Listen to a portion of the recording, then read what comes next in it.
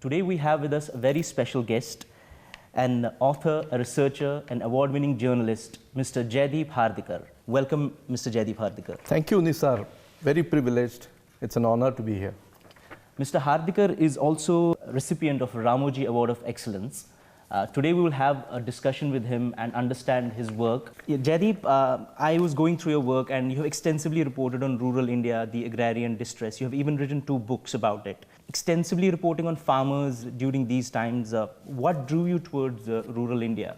96, when I was passing out of my postgraduate degree in journalism, one of my faculty members, who was then the PTI bureau chief, Mr. B. Someshwar Rao, I interned with him. And in that 1 month, I think he saw something in me where he felt that there's a particular bent in my mind towards a certain kind of journalism.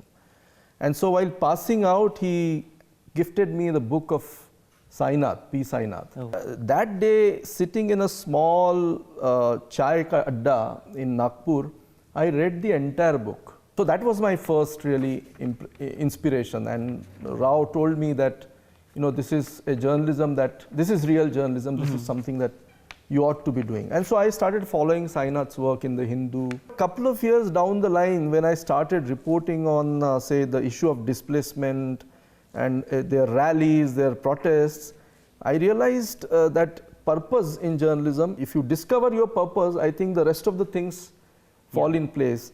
One fine day, when Sainath was touring Nagpur for a talk, I somehow managed to catch up with him.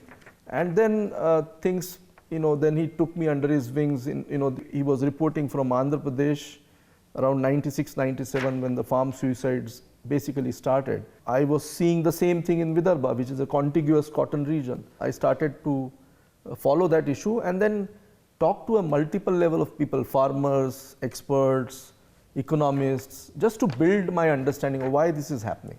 So that is how I began. But my first foray into a serious foray into kind of rural journalism was when I bagged the KK Birla Foundation for Media Fellowship. Yes. That 1 year I traveled across the country non-stop for 12 months. And I was astounded to see what happens to people who are displaced by development project. And if you remember, 1990s was a decade when the issue of displacement, rehabilitation was a very hotly discussed and debated subject. So that started my journey, a serious foray into this subject. Yeah, in fact, talking about that, one of your recent works, the story on Chandrapur and the human-animal conflict there, I see that it has, you know, holistically seen or covered that issue. Yeah, look, one of the things I am interested in, how is climate change impacting our life? If we use climate change as an overarching framework for politics, ecology, economy, then the question arises is, how do you report climate change? So one of the things we decided to report it was to look at the ecological changes, which is, ecology is a physical constant. Climate is a very broad process which is very difficult to capture in terms of events. So we decided to look at people, ecology and climate change. Now ecological zones in India are multiple. There are forest zones, there are hills, there are mountains, there are oceans, grasslands, river belts. So I thought I'll start with forest. Now one of the defining stories of India today is it's a deepening problem of ecology, climate and changes, biotic pressures that are changing and are bringing wildlife in contact with human beings. Exactly. So my frame there is to look at how is it impacting farming, because farming itself is in a crisis. Now this is a new headache. So that's how I began with Tadoba, and eventually, gradually, I will fan out in different parts of the country. I started with Tadoba because I understand that region, but I'm also trying to study, say, central India, how does the landscape change, northern India. So while I'm reporting on this, I'm trying to research and study more and more about the north, east, west, south, because this crisis has multiple angles and multiple dimensions. You've also written 2 books about rural India. One of them is A Village Awaits Doomsday, and it's about the personal stories of people displaced. Now, in journalism, we are told that you have to be very objective. But when you go to such places, you have to empathize as well. So how do you balance between empathy and objectivity when you're reporting such stories? Yeah. I'm not doing this for myself. I'm not wanting a name here or money. This story is important because the world needs to understand a daily life. Stories are important. Let's say if you are a development junkie, unless you understand the other side of development, how are you going to come to a middle ground where you say, okay, I don't want this development if it is trampling millions of people. I might take that value position. Right. But if I'm not telling that story, society is not always just beautiful. It has also got gray shades and dark shades. We got to tell those stories as well. Regional journalism, I understand it's not as strong as it should be in India. How it covers, we mostly have a person from a distant corner covering, an urban life or an incident at some other place. But however much it is happening, the regional journalism, do you think it has some role or it is shaping conversations around national policy or especially policies which are related to rural life? If you look at Indian media, it is pretty much, the national media today is basically the media that is in the 4 metropolitan cities and 2 other, wannabe metros. But India is such a vast country, from J&K down south up to Kanyakumari, and from east, northeast to say western coast. Do we read stories from Simanchal? We don't. Do we read stories from northern Karnataka or Hyderabad, Karnataka? We don't. Do we read stories from Marathwada regularly? We don't. Do we read stories from Rayalaseema? We don't. Are there reporters? Yes, there are reporters, but those are beat reporters, or the regional journalism or regions and reporting of the regions is national media, has to be a national media. We report on probably every single agroecological zone in the country. By choice, I stayed in Nagpur because I am closer to the stories. If you draw 400 kilometers of periphery around me, like circumference around me, I can reach Odisha, Madhya Pradesh, Chhattisgarh, I can reach up to Gujarat, Telangana. So all this region is highly underreported. It's a territory full of tribal life, full of climate issues, forest issues, agrarian distress. It's very, very diverse. I don't see India from Delhi or Bombay. I look at India from Nagpur or from the small places and then see how is India shaping up. And if you look at past 20 years of India, all the major stories are happening in the hinterland and heartlands of the country.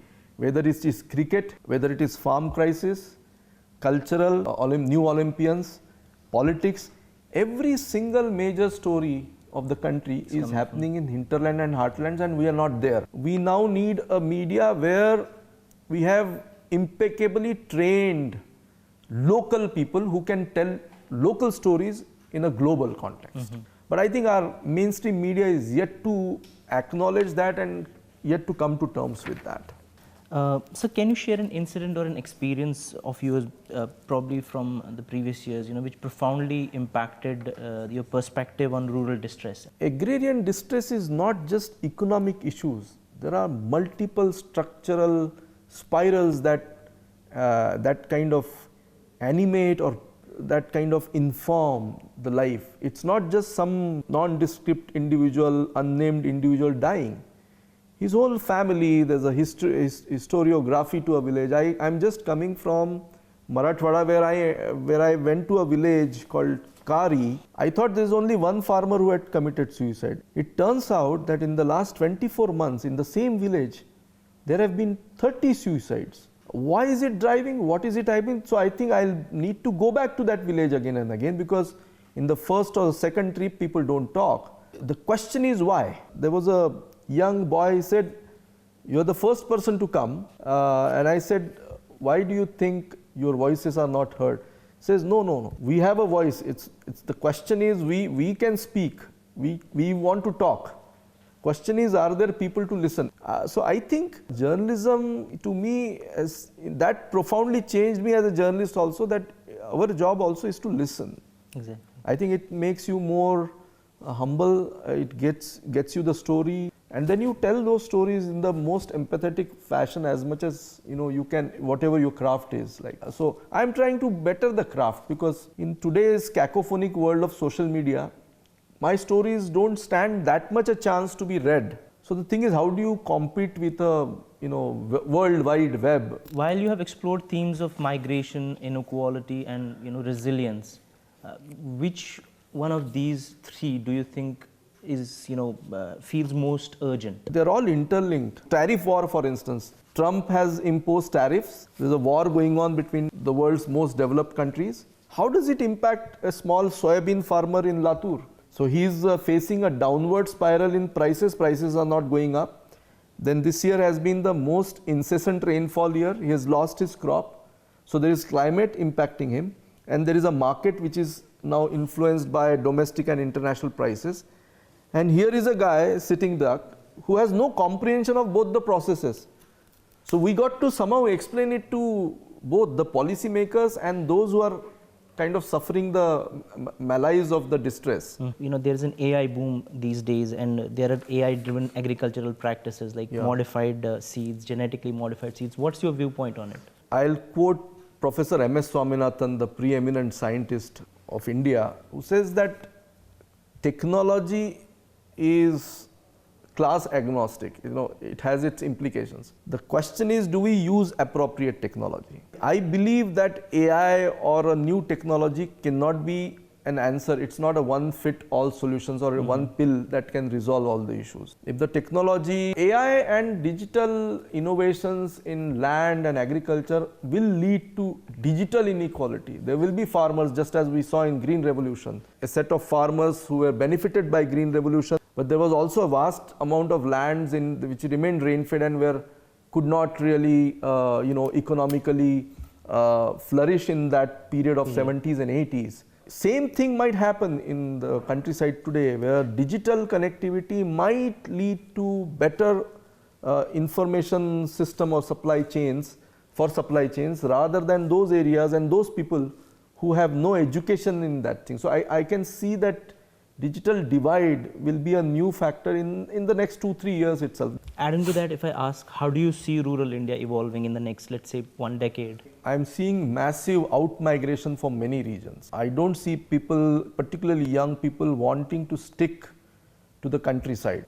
We have to start thinking about collectively of what all is needed. There is a social malaise now, particularly in the rain-fed and smallholder farmer agriculture. Now their children are not able to marry. I see this into a major social crisis in 5 years' time. Young men unable to find brides for themselves, even from the landed upper caste backgrounds in the countryside. There are hundreds and hundreds of people who are unmarried at 35, 36. And we need more reporters, we need careful policy, we need long-term policy stability and states' involvement beyond the doles, 1500 rupees de diya, 2000 rupees de diya. It's easier it gets you political capital, but it ruins the long-term reconstruction of the countryside. So as we conclude this conversation, what does the Ramoji Award of Excellence mean to you? Lack of motivation or lack of, I don't know what should I have been pretty low. So this comes out of the blue. And I have no words to express my sort of deep gratitude to the jury, to the group. It means a lot. It is stamped that, okay, whatever I have been doing, somebody is tracking. That motivation or that boost or that moral support will go a very long way. So I am deeply indebted to the Ramoji Group. It is in the legacy of a person who created regional journalism. Exactly. That makes me all the more happy, and I am very proud of it. Congratulations. We are also proud of having you here. Thank you for speaking to us. Thanks. Thank you, Jaideep. Thank you very much. Very honored to be here. Thank you.